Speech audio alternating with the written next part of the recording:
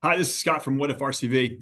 We're about giving people the chance to experience ranked choice voting and other election reforms and coming to their own conclusions.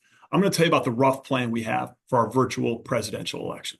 This fall, we're going to have a virtual presidential election in which you'll have the chance to vote a number of different ways, see how they feel, see if they lead to different results. Now, one of those methods is going to be the same way you're going to vote in your home state. Same ballot, same method. Now, for most of us, that means you get one vote for one candidate, and whoever has the most votes wins. But we're going to take that same ballot in another scenario and let you vote via some other methods. Ranked choice voting, star voting, approval voting, you'll see.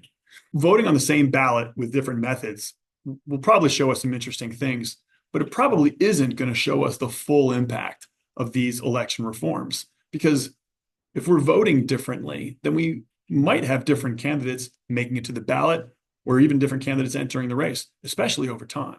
So for some of our scenarios, we're going back to the drawing board. Nominations for president and an open primary. Who do you get to nominate? Anyone you want. You got a crazy idea for president? Nominate them. Don't let anyone tell you whether or not it's possible. Nobody knows. If you like them, put them on the list.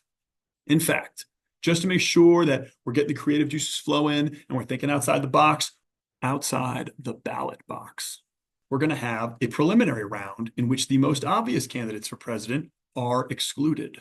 In this preliminary round, we'll have nominations and then a primary election to narrow that field down to 5 candidates, and then a general election to determine who the most popular choice for president is from that preliminary round.